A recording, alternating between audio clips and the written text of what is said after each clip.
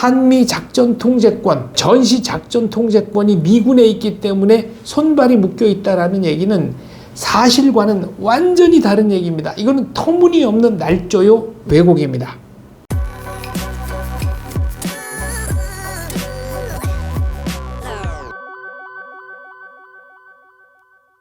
생생현대사 시청자 여러분, 안녕하십니까? 장원재입니다.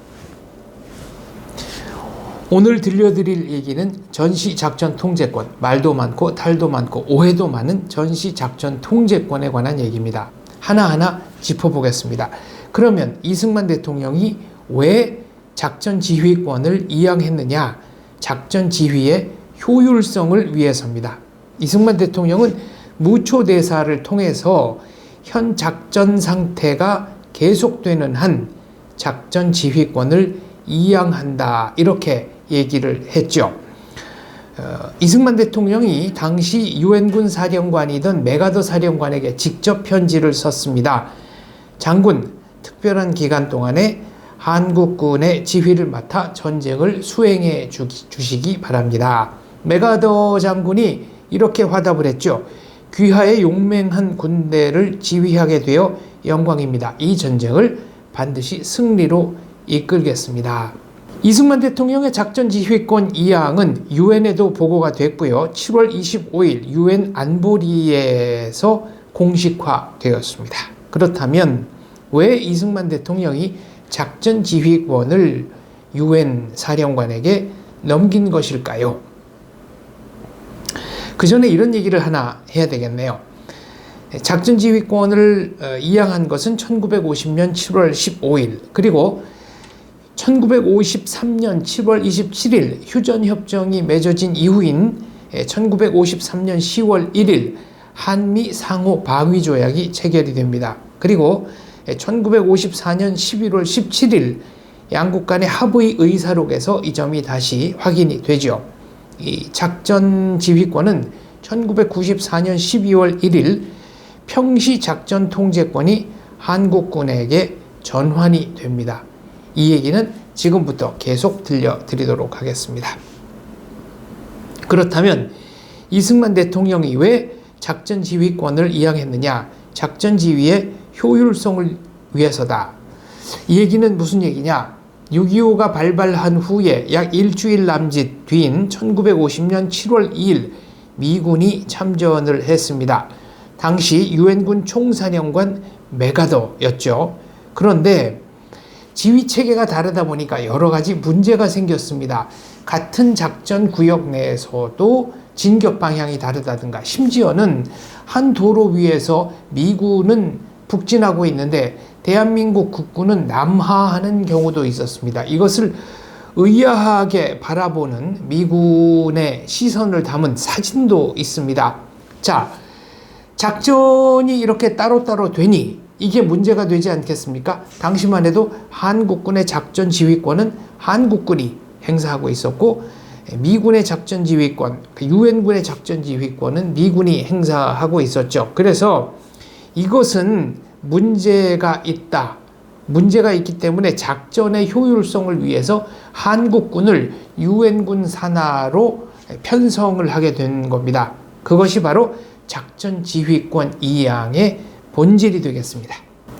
작전 지휘권을 이양한 뒤에 9.28 서울 수복도 되고요. 그리고 이제 국군이 반격에 성공해서 밀고 올라가기 시작하죠. 그러니까 국군이 이처럼 큰 전과를 올리게 된 이유 중에 하나가 바로 1950년 7월 15일 작전 지휘권 이양과 밀접한 관련이 있다. 이런 말씀 드릴 수가 있습니다.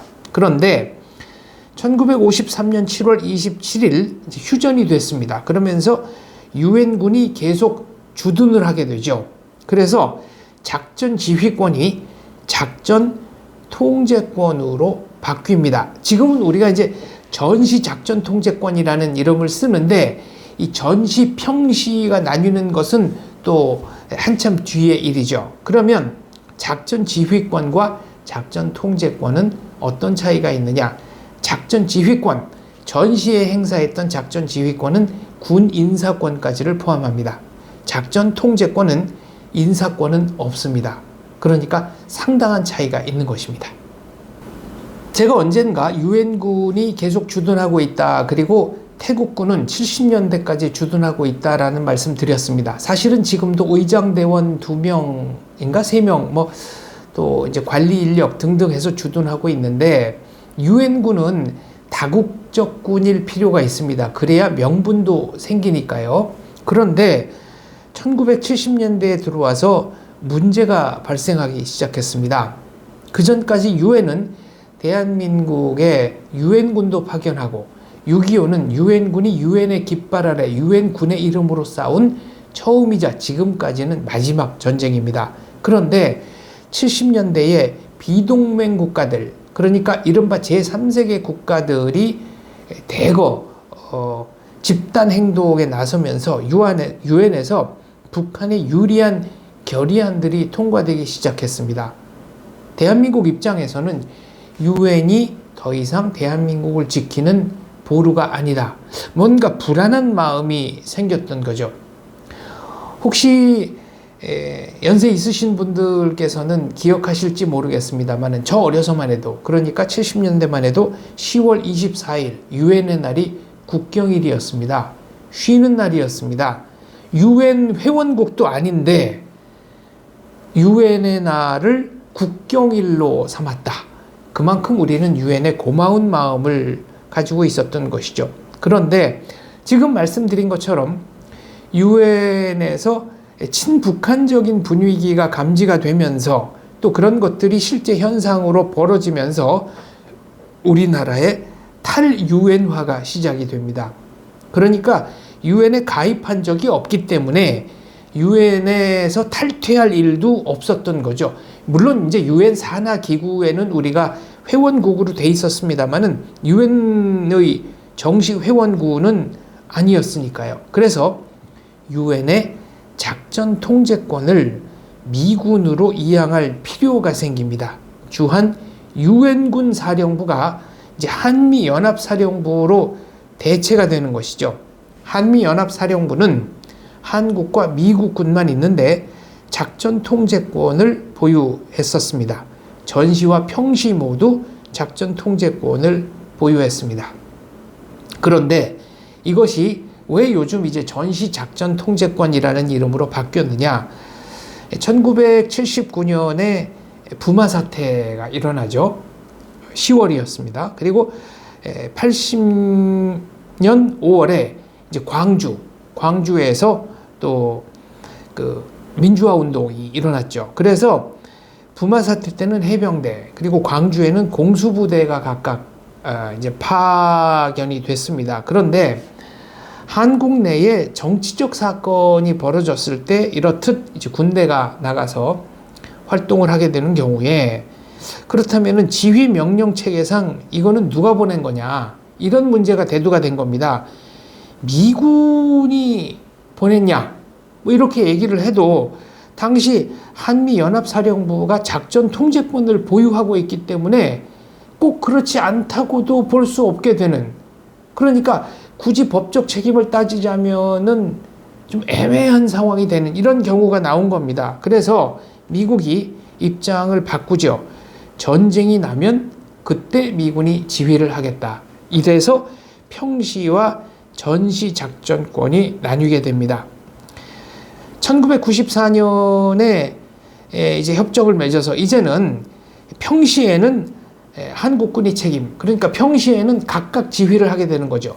한국군은 한국군이, 미군은 미국이 이제 지휘를 하게 되는, 이렇게 평시와 전시 작전 지휘권이 나뉘게 됩니다. 물론 전시에는 여전히 미군이 지휘권을 행사하게 되죠. 그런데 노무현 대통령 때 전시 작전 통제권 환수 논의가 있었습니다. 아직도 기억에 생생하실 겁니다. 한국 측에서는 한 나라가, 한 주권 국가가 자국의 군대를 통제하지 못한다는 게 말이 되느냐. 그래서 전시 작전 통제권을 환수하겠다라고 얘기를 했습니다. 이때 미국의 반응이 우리 측 예측과는 상당히 달랐습니다. 미국은 당장 가져가라 라고 했습니다.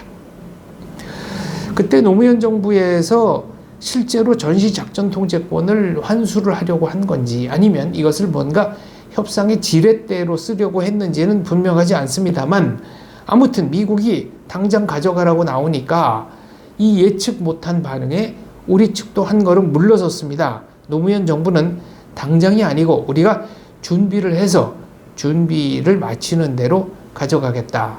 그래서 2012년 4월 17일에 한국이 전시작전 통제권을 가져오기로 양국 간에 합의를 합니다. 이때 미국이 했던 말 가운데 하나가 있죠. 환수라는 말을 쓰지 말라. 우리는 가져간 적이 없다. 그러니까 전시작전 통제권, 아니 전쟁이 한 번도 나지 않았는데 6.25 이후에 전쟁이 나지 않아서 행사한 적이 없기 때문에 환수라는 말을 쓰지 말라. 그래서 이제 나온 말이 전시작전 통제권 단독 행사입니다. 이 용어 문제를 조금만 짚고 넘어가자면 용어를 규정하는 순간에 어떤 프레임이 생겨버립니다. 요즘 가장 핫한 얘기 중에 하나가 후쿠시마 오염수인데요. 이것은 후쿠시마에서 방류하는 물이 오염이 됐다는 전제를 깔고 있는 그런 용어입니다. 그래서 저는 후쿠시마 처리수라고 씁니다. 한참 사고가 났을 때 실제로 오염수를 방류한 적은 있습니다. 그러나 적어도 지금 방류하는 물은 오염수가 아니라 처리수라고 써야 맞다라는 게 제 생각입니다. 한 걸음 더 나가자면 보수와 진보도 용어 프레임의 결과인데요. 보수는 뭔가 머물러 있고 약간 좀 고루한 느낌이 나죠. 진보는 계속 발전 도상에 있는 듯한 느낌이 납니다. 그래서 저는 이것도 보수 진보라고 쓰지 않고 좌익, 우익 이렇게 쓰겠습니다. 그래서 미국은 전시작전 통제권을 한국이 단독 행사하는 것에 반대하지 않는다. 2012년 4월 17일 한국이 전시작전 통제권을 단독 행사하는 것으로 이제 노무현 정부와 미국 정부 간에 합의를 했습니다. 그런데 이명박 정부에 들어서서 북핵 도발의 횟수가 늘어나고 또 전시작전 통제권을 단독 행사하는 비용이 어마어마하다는 사실이 이제 속속 드러나기 시작했습니다. 그래서 그때 뭐 국민 서명도 받고 이 한미 협상을 통해서 전시작전 통제권 단독 행사 시기를 연기하자. 이명박 정부의 가장 큰 현안 중에 하나였죠. 그래서 이명박 정부가 미국 정부와 합의를 한 결과 3년 연기의 합의를 끌어냈습니다. 그러니까 2012년 4월 17일부터 전시작전 통제권을 한국이 단독 행사하는 것이 아니고 2015년 12월 1일로 이것을 한 3년 6개월 정도 쭉 미뤄놨던 것이죠. 그런데 지금 현재는 어떻게 되어 있느냐? 박근혜 정부 들어서 미국은 그러면 2020년에 한국군이 이 전시작전 통제권을 단독 행사하는 것은 어떻게 했느냐고 제의를 했고요. 우리 측에서는 시기를 특정하지 말자.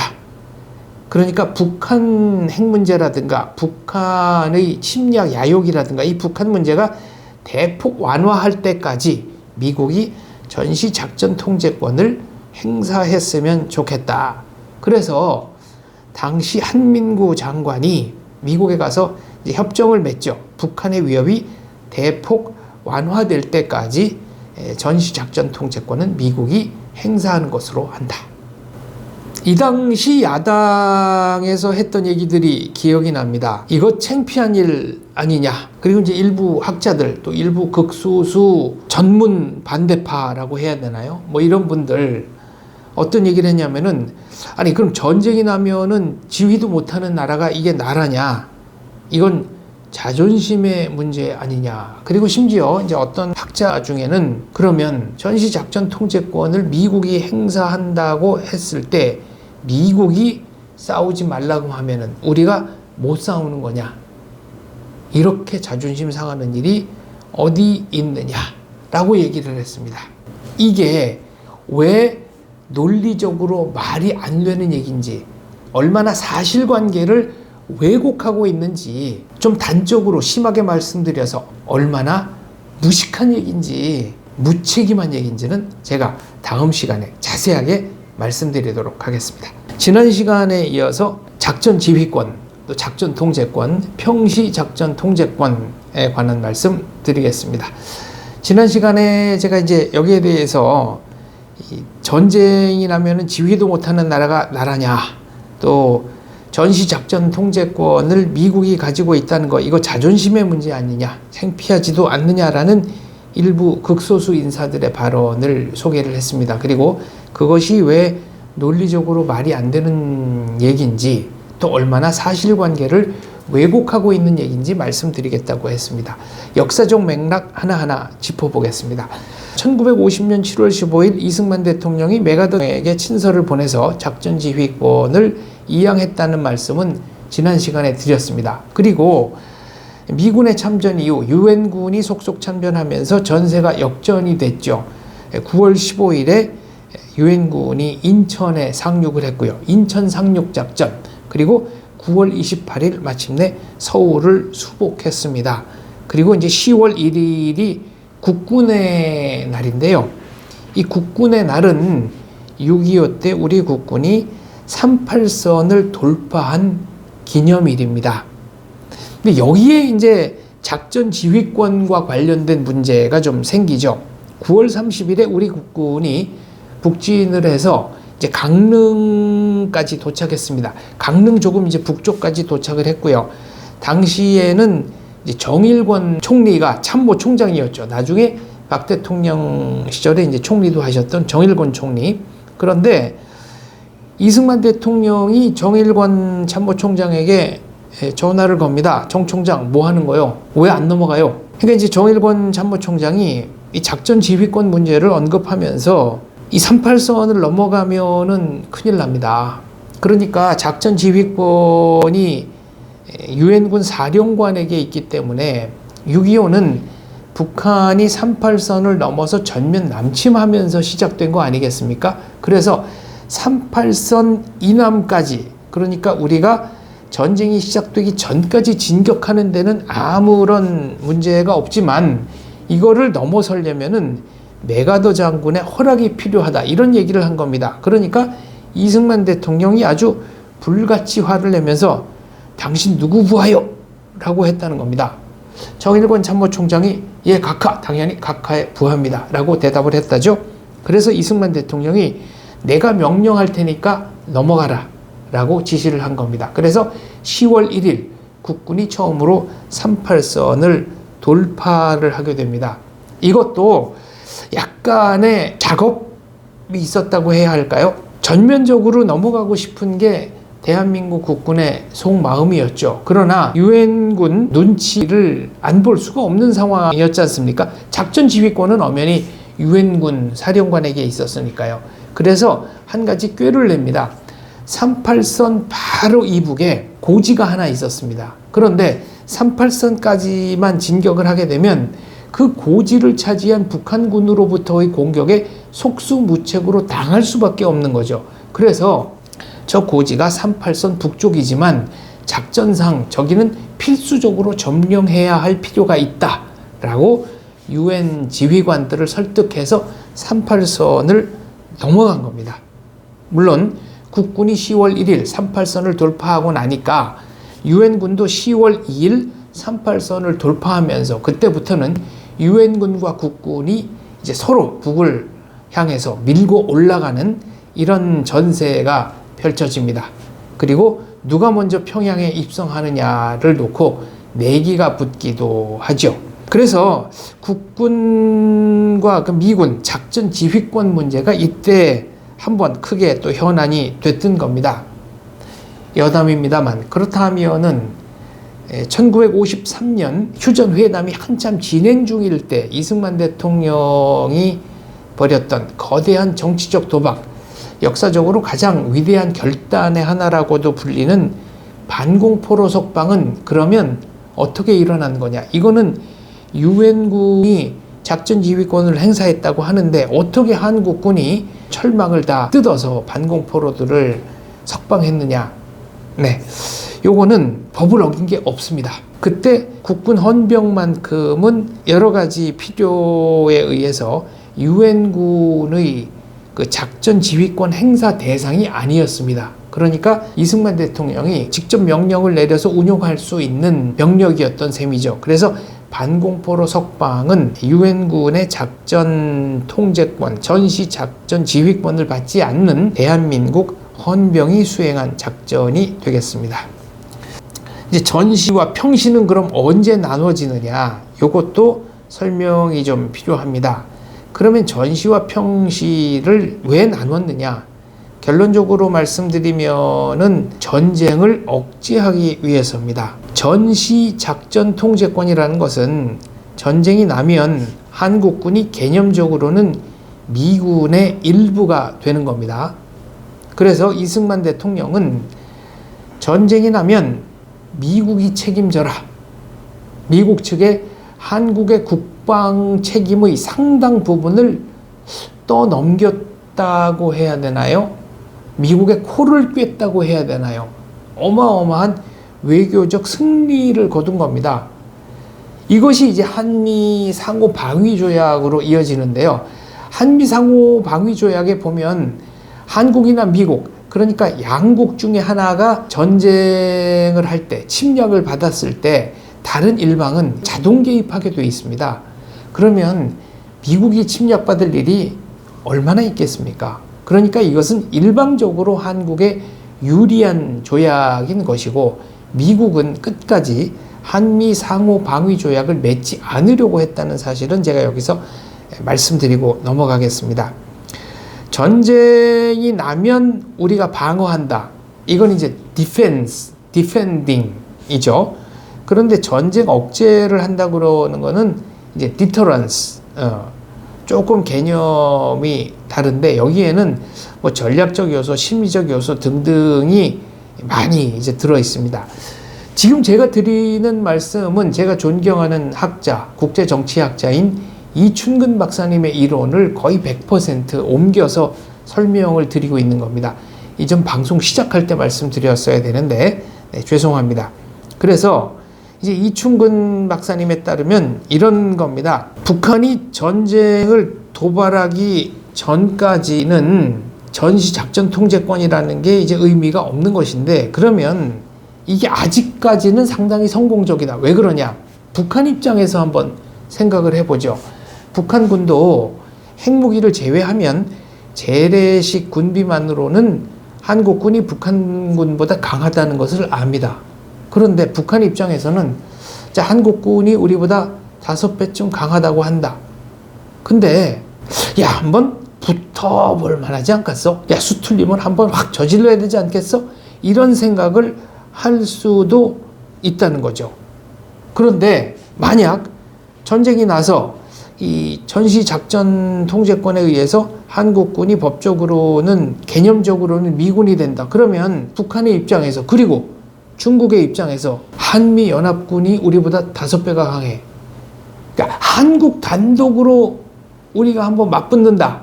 우리가 한국과 미국을 다 상대해야 된다. 이거는 심리적으로 북한 혹은 중국 등 인접국에게 가하는 심리적 압박의 그 크기 자체가 처음부터 다르다는 겁니다. 그러면 전쟁이 나면 우리가 싸움도 못하는 거냐? 여러분, 이 한미협정에 의해서도, 그러니까 지금 그 한미연합사, 미군이 전시작전 통제권을 행사하는 지금 상황에서도 우리가 마음 먹으면 얼마든지 단독 작전을 할 수가 있습니다. 국지전도 할 수가 있고 전면전도 할 수가 있습니다. 우리 마음먹기에 따라서 얼마든지 어떤 입장을 취해도 법적으로는 아무 문제가 없습니다. 우리가 한미 작전 통제권, 전시 작전 통제권이 미군에 있기 때문에 손발이 묶여 있다라는 얘기는 사실과는 완전히 다른 얘기입니다. 이거는 터무니없는 날조요 왜곡입니다. 이 얘기를 지금부터 차근차근 말씀드리겠습니다. 미국은 이제 전쟁 단계, 그러니까 전투 준비 태세를 5단계로 구분을 합니다. 가장 낮은 단계가 데프콘 5, 완벽한 평화 상태입니다. DEFCON은 Defense Readiness Condition, 그러니까 전투 준비 태세, 방어 준비 태세라고 번역을 하면 되겠네요. DEFCON 5는 완벽한 평화 상태고요. DEFCON 4는 긴장 상태. 지금 현재 한반도의 상황이 DEFCON 4입니다. 그래서 전 세계로 미군들이 파견이 되지만 주한미군은 DEFCON 4에 의해서 위험수당이라든가 생명수당을 다른 지역보다는 조금 더 받고 있습니다. DEFCON 3는 전쟁 직전 상태라고 말씀드리면 되겠습니다. 예를 들면 트럭에 군인들이 완전 무장을 하고 전방으로 이동을 한다거나, 또 뭐 사관생도들이 평소에는 정복을 입고 수업에 참여하지만 전투복 갖춰 입고 철모 쓰고 완전히 무장한 채로, 그러니까 출동이라 그러면은 바로 출동할 수 있도록, 즉시 전장에 투입될 수 있도록 그런 군장을 갖추고 수업을 듣는, 물론 이제 수업하는 교관들도 즉시 투입에 대비하면서 수업을 하는 그런 상태가 DEFCON 3이고요. 그러니까 전쟁 발발 직전이 되겠습니다. DEFCON 2는 실제로 전쟁이 일어난 경우입니다. 그 전면전이 벌어지는 경우가 DEFCON 2, DEFCON 1은 핵전쟁을 의미합니다. 자, 제가 DEFCON 5, 4, 3, 2, 1, DEFCON 5가 완벽한 평화 상태, DEFCON 1은 핵전쟁을 상정한 거다, 이 말씀을 드렸는데요. 그러면 이런 가정을 해보죠. 북한에는 약 4천여 대의 탱크가 있다고 알려져 있는데, 이 중에 한 500대가 남쪽으로 전면적으로 이제 밀고 내려오기 시작했다. 북한 탱크 500대, 1000대 정도가 휴전선을 돌파해서 남하하기 시작했다. 그러면 바로 즉각적으로 자동적으로 대한민국 국군이 미군의 지휘를 받게 되느냐? 아닙니다. 아닙니다. 네. 전시 상태다라는 것은 어떻게 보면은 법적 개념이죠. 그리고 전시 상태다라는 것을 한미 양국이 동의를 해야 그때부터 한국군은 미군의 지휘를 받게 되어 있습니다. 그러면 전시 상태, 이 워타임을 선포하는 절차는 어떻게 되느냐? 만약 휴전선 혹은 뭐 해안선 일부에 혹은 전면적인 어떤 소요 사태, 또 북한이 밀고 내려왔다, 이런 경우에는 한미 사령관이 만나서 이것은 전시다, 전시 상태다라고 동의를 해야 합니다. 한미 사령관이 만나서 동의를 하면 이것이 한 단계 위로 올라가고요. 한미 국방장관이 만나서 동의를 해야 됩니다. 그리고 한미 국방장관이 만나서 동의를 한 후에는 이것이 이제 양국 대통령에게 올라가고, 양국 대통령이 동의를 하면 그 순간부터 전시 상태가 시작이 되는 겁니다. 전시 상태가 그때부터 이제 통보가 되는 거죠. 그래서 이때부터가 이제 워타임이 되는 것인데, 동의를 하게 되면 즉각적으로 DEFCON 3가 선포가 되면서 모든 지휘권을 미국이 갖게 됩니다. 그러면 워타임, 그러니까 전시 상태가 통보되지 않으면 어떻게 되느냐? 지금 제가 북한이 뭐 탱크 500대, 1000대, 뭐 한 2000대 할까요? 아무튼 밀고 내려왔다. 그랬을 때 이제 우리 지상군이 반격을 해야 되지 않습니까? 가만히 당하고 있을 수는 없지 않습니까? 그러면은 전시 상태가 통보되지 않은 상태에서 우리 군이 독자적으로 작전을 할 수 있느냐? 미국의 승인, 미국의 동의가 없어도 독자적으로 작전을 할 수 있느냐? 있습니다. 이게 포인트입니다. 회의 기간, 아까 제가 양국 사령관이 만나고 동의를 하면 양국 국방장관이 역시 전시 상태다라고 동의를 하고, 그 동의가 다시 위로 올라가서 한미 양국의 정상이 동의를 해야만 그때부터 전시 상태가 통보된다고 했지 않습니까? 그러면 소요가 발발하고 나서 양국 사령관이 만나고 국방장관이 만나고 양국 대통령들이 동의를 하기까지의 이 회의 기간 동안은 법적으로 대한민국 군이 얼마든지 독자적 작전을 해도 문제가 없습니다. 얼마든지 한국군이 독자적 작전을 하는 것이 가능합니다. 우리가 북한이 어떤 짓을 하더라도 속수무책으로 손발이 묶인다. 그래서 전시작전 통제권을 빨리 가져와야 한다. 우리가 단독 행사를 할 수 있어야 한다라고 주장하는 말씀은 명백한 거짓말이며 명백한 사실 왜곡이다 라는 점을 분명하게 말씀드립니다. 김관진 국방장관이 만약 북이 도발을 하게 되면 선 조치 후 보고해라 라는 얘기를 했었죠. 그러니까 일일이 국방부에 승인받지 않고 먼저 현장 지휘관이 재량으로 판단해서 조치를 취한 후에 보고를 하라. 이게 북괴한테는 어마어마한 위협이었습니다. 그렇다면 전시작전통제권을 미국이 가지고 있는 상황에서 이게 불법적인 발언이냐? 그렇지 않습니다. 연평해전이라든가 또 최원일 함장님의 그 천안함 피격 폭침, 또 연평도 포격 사건 등등에서 우리 군은 독자적으로 작전을 했죠. 위법이 아닙니다. 왜? 양국 국방장관 또 대통령 또 양국 사령관의 동의라는 절차를 거치기 전에 우리가 이런 독자 행동을 할 수 있기 때문입니다. 만약에 자존심이 강한 대통령이 나와서 이거는 그러면 우리가 독자적으로 하겠다. 예를 들어 전면전이 벌어졌다. 전면전이 벌어졌는데 자존심 강한 대통령이 나와서 미국의 도움 필요 없으니까 우리가 하겠다 라고 하면 얼마든지 우리가 작전권 행사할 수 있습니다. 거듭 말씀드리지만 적법한 절차에 따라서, 그러니까 사령관 동의, 양국 국방장관 동의, 양국 대통령 동의라는 과정을 모두 거쳐야만 전시 상태가 선포되는 것이고, 그런 전시 상태가 선포돼야만 작전권이 이양되는 것입니다. 말을 바꾸면 우리 대통령이 동의하지 않으면 얼마든지 독자적인 작전권 행사가 가능하다라는 말씀을 드리겠습니다. 워타임, 전시라는 것은 법적 개념이죠. 그러니까 양국 간의 동의가 안 돼서 워타임, 전시 상황이라는 것이 선포가 안 되면 법적으로는 여전히 평시라고 봐도 무방합니다. 한미 양국이 합의하에 작전권을 우리가 맡기는 겁니다. 그러니까 이것은 북한과 그리고 잠재 적국인 중국으로 한번 상정을 해볼까요? 중국과 또 러시아까지 상정을 해보죠. 중국과 북한은 접경지대를 맞대고 있고 또 러시아와 북한도 접경지대 11km 정도에 해당하는 접경지대가 있으니까요. 그런데 이런 나라들에게 너희가 전쟁하는 것은 한국과 싸우는 것일 뿐 아니라 미국과 싸우는 것이기도 하다라는 강력한 전쟁 억지력을 가지고 있는 것이 바로 전시작전 통제권이 되겠습니다. 미군이 한국군의 손발을 묶는 것이 절대 아닙니다.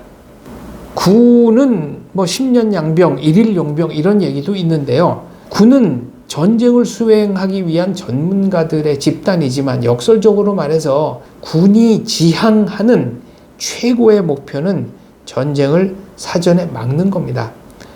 전쟁이 나면 이기는 것은 차선입니다. 남북 사이에 전쟁이 발발한다고 하죠. 저는 대한민국이 승리하리라 확신합니다. 그런데 전쟁이 나서 국토의 많은 부분이 잿더미가 된 다음에 그 다음에 승리하는 것은 그게 얼마나 큰 의미가 있겠습니까? 그래서 전쟁을 치르지 않은 상태에서, 전쟁이 않는 상태에서 김씨족속을 붕괴하도록 유도하는 것이 저는 최선의 전략이라고 생각합니다. 그렇다면 미군은 왜 한국에 머물러 있는가? 지금 현재 주한미군은 평택기지를 포함해서 약 28,000명 정도가 주둔하고 있습니다.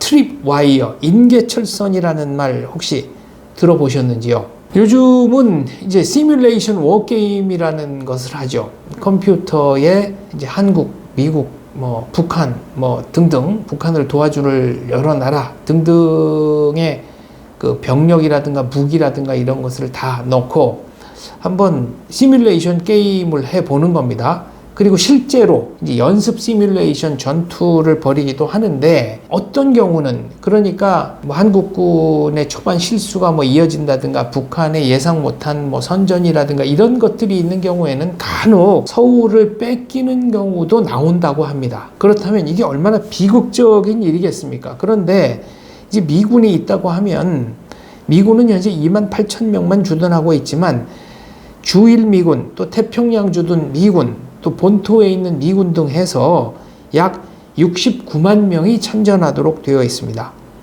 비행기만 해도 수송기, 전투기, 폭격기에서 2,000대 정도가 참전하는 걸로 되어 있습니다.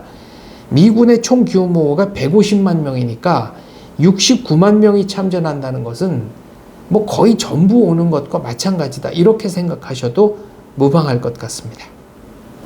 그러니까 대한민국을 건드리는 것은 미국 본토를 건드리는 것과 같다라는 확고한 법적인 장치가 바로 전시작전 통제권을 한미연합사 사령관, 그러니까 사령관은 미국 사람이고 부사령관은 이제 한국군 대장인데, 바로 이것이 그 한미연합사가 가지고 있는 의미가 되겠습니다. 제가 아까 전시선포는 법적 개념이라는 말씀을 드렸는데요. 그렇다면 연평해전에서는 우리가 어떻게 그렇게 반격을 해서 북한 배도 격침시키고 그랬느냐? 법적으로는 전쟁이 아니었기 때문입니다. 전시가 아니었던 거죠. 왜? 전시 작전 통제권 작동 이전의 상태였기 때문에 그랬습니다. 자꾸 제가 이제 거듭해서 말씀드리는데요. 대한민국 대통령이 전시라고 선포하지 않으면 전시 상태는 생기지 않는 겁니다. 그리고 전시 상태가 아닌 하에서는 평시 작전 통제권은 우리 대통령이 가지고 있기 때문에 얼마든지 독자적 작전이 가능합니다. 북한이 남침해 오면 바로 전시가 되느냐? 아닙니다.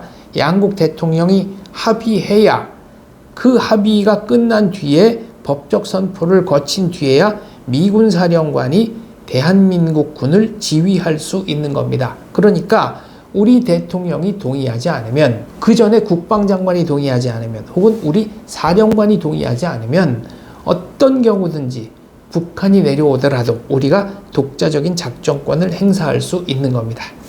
전시작전 통제권의 본질은 전쟁을 막기 위한 전쟁 억제 안전장치다라는 말씀을 제가 계속 드리고 있는 이유입니다. 그렇다면 전시작전 통제권을 우리가 단독 행사해야 된다, 미군이 뺏어간 거니까 환수해야 한다라는 주장 거듭하시는 분들이 있습니다. 사실을 알고도 이렇게 얘기하는 것은 미군 철수해라 라는 얘기밖에 안 됩니다. 참고로 말씀드리면 미국 철수는 북한이 주야장창 40년대 후반부터 주장하고 있는 것이며, 역시 중국도 끊임없이 주장하고 있는 것 중에 하나입니다. 그리고 지금처럼 우리 대통령이 동의하지 않으면, 우리 대통령이 얼마든지 전쟁에 준하는 상태 혹은 전시 상태에서도 독자적으로 작전권을 행사할 길이 열려 있다. 미군의 도움이 필요 없다면, 우리가 그렇게 생각하는 사람이 있다면 얼마든지 독자적 작전권 행사가 가능하다 라는 말씀을 드렸는데요. 이런 사실을 모르고 계속 마치 북한이 도발하면 우리 군의 손발이 묶이고 우리 군의 지휘 명령 체계가 바로 미군에게 귀속된다고 하는 얘기를 하는 것은 사실을 모르고 하는 얘기며 직무유기입니다. 지금 현재 전 세계에서 자주국방을 스스로 오직 자기 나라만의 책임으로 행사하는 나라가 어디 있습니까? 물론 자주국방, 우리가 우리 힘으로 처음부터 끝까지 나라를 지킬 수 있다라고 한다면 그것만큼 좋은 일이 없겠죠. 그러나 현실에서는 미국 장성이 나토 사령관을 겸하고 있습니다. 이 얘기는 무슨 얘기냐? 영국, 프랑스, 도이칠란드 같은 막강한 국력을 자랑하는 유럽 나라들도 국방의 상당 부분을 미국에게 위탁하고 있다? 의존이라는 표현은 좀 그렇고요. 아무튼 국제 협력을 통해서 자주 국방의 의지를 다지고 있다, 이렇게 말씀드릴 수가 있는 겁니다. 그리고 이제 현실적으로는 미국이 있으면, 미군이 또 한국에 주둔하고 있으면, 또 한미 간의 작전 통제권이 살아있으면, 또 한미 상호 방위 조약이 살아있으면 심리적으로 대한민국 국민이 확실히 안정감을 느끼는 면이 있습니다. 북한이 핵실험을 거듭했을 때 우리 국민은 우리 국군이 이렇게 대응하고 있다라고 하는 뉴스보다는 미국의 항공모함이 입항을 했다, 미국의 항공모함이 지금 한반도로 향하고 있다라는 뉴스에 훨씬 더 안심하는 게 사실 아니겠습니까? 그리고 북한이나 중국이나 뭐 러시아 등등 가상적국이라는 표현을 써도 될는지 모르겠습니다만은 그런 나라들에게 대해서도 우리가 혼자 하는 것보다는 이런 식으로 협정이 살아있고 미국의 움직이는 것이 확실한 경고 효과가 있습니다. 북한은 지금도 미군이 빠지면 자기들이 혼자 대한민국을 상대할 수 있다, 승산이 있다라고 생각합니다. 아까도 말씀드렸지만 저는 그렇게 생각하지 않습니다. 전쟁이 나면 우리가 이기겠지만 실제 전쟁이 일어나서 국토의 많은 부분이 잿더미가 된다고 생각해 보십시오. 그 복구 비용, 그리고 사람들이 겪은 어떤 심리적인 트라우마, 이런 것들을 정상으로 되돌리는 데는 상당한 시간과 비용이 들어갈 겁니다. 결론부터 말씀드리면 평시에는 미군 사령관과 한국군 그 사령관이 각각의 지휘권을 행사합니다. 각각의 작전권을 행사합니다. 그리고 전시가 되어야만 사령관, 양국 국방장관, 양국 대통령 간의 그 회의를 거쳐서 모두가 동의를 해야만 그때부터 한미연합사령부가 전시작전권 행사를 통해서 한국군을 지휘 명령하게 되는 겁니다. 만약 우리가 단독 행사를 하게 된다. 그러니까 지금부터 전시작전 통제권조차도 우리가 단독 행사하겠다라고 한다면 미국 입장에서는 어쩌면 환영할 수도 있습니다. 그렇게 되면 적어도 법적으로는 미국이 협력할 이유가 없어지는 것이니까요. 여기서 어떤 분들은 미국이 자국의 이익 때문에 대한민국에 주둔하는 것이 아니냐. 맞습니다. 일부 그런 면이 분명히 있습니다. 그런데 이런 생각을 했던 사람 중에는 김정일도 있습니다. 김정일은 클린턴 대통령 시절이었던 것으로 기억을 하는데요. 조명철 차수였나?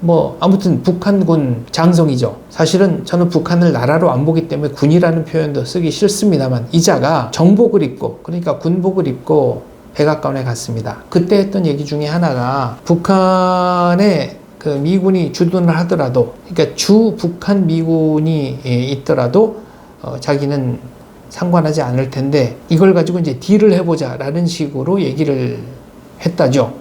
그때 미국 측의 반응은 맞다.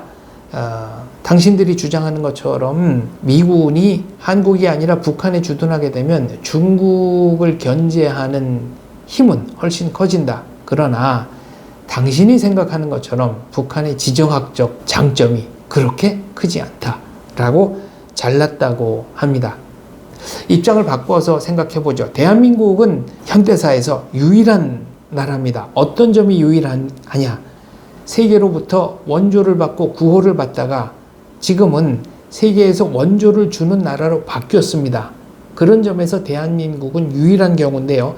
우리나라가 어떤 나라에 지금 이제 원조를 주고 있는데 만약에 원조를 받는 나라가 대한민국 국민을 향해서 이런 얘기를 한다고 한번 상상을 해보시죠.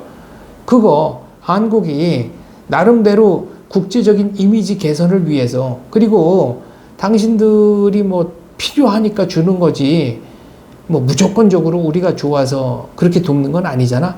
이렇게 말을 했다고 생각을 해보세요.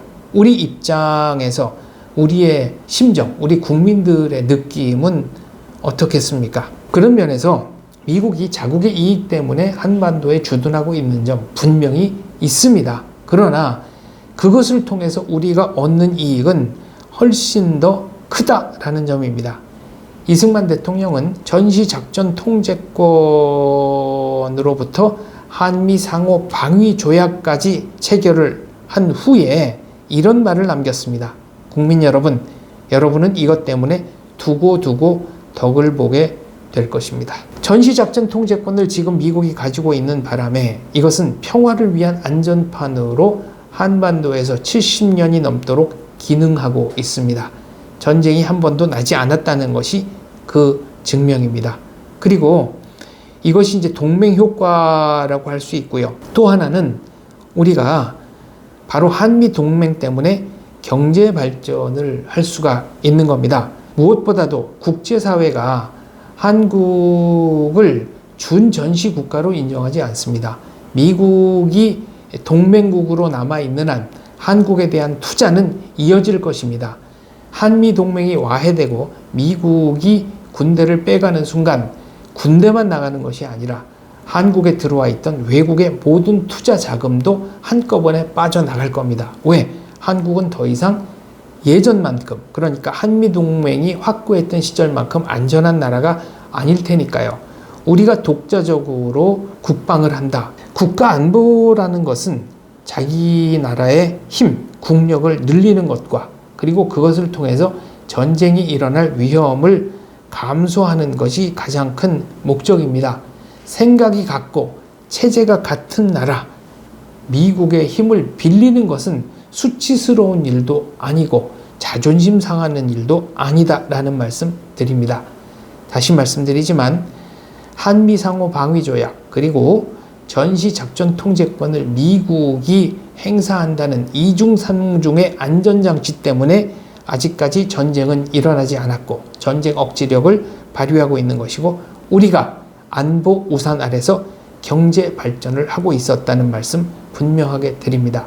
그리고 또 하나, 전쟁이 나면 대한민국군은 손발이 묶이는 것이 아니고 우리가 동의하지 않는 한 얼마든지 어떤 상황에서도 독자적인 군사 작전이 가능합니다.